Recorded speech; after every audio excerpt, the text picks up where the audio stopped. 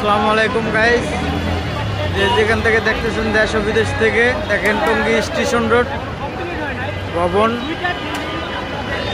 ছোট বিল্ডিংটা বড় বিল্ডিংয়ের উপরে কাইট হয়ে রয়েছে। সেই কারণে দেখেন অনেক অনেক সাংবাদিক, এই যে সাংবাদিক, সামনে সাংবাদিক, উপরে ড্রোন উড়াচ্ছে, ওই যে ড্রোন,